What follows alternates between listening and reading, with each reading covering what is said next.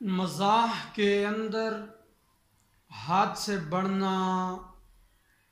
ناجائز اور ممنوع ہے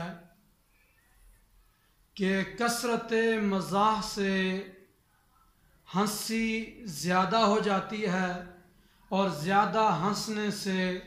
دل مردہ ہو جاتا ہے۔ رسول اکرم نور مجسم شفیع معظم صلی اللہ علیہ وآلہ وسلم نے ارشاد فرمایا،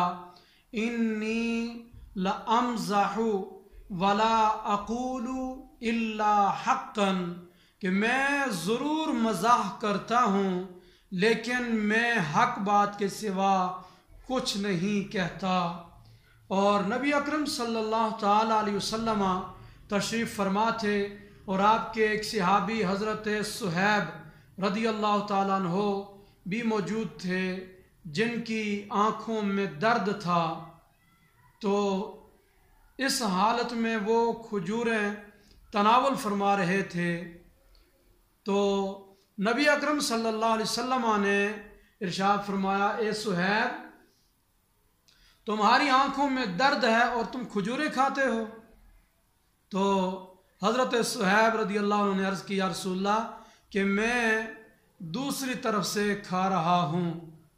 یہ مزاحاً حضور علیہ السلام کی بارگاہ میں انہوں نے عرض کی کہ میں دوسری طرف سے کھا رہا ہوں۔ یہ بات سن کر رسول اللہ صلی اللہ علیہ وسلم مسکرا دیے۔ اور یہ حدیث پاک سنن ابن ماجہ ابواب الطب کے اندر موجود ہے، اور اسی طرح احیاء العلوم کے اندر بھی یہ حدیث پاک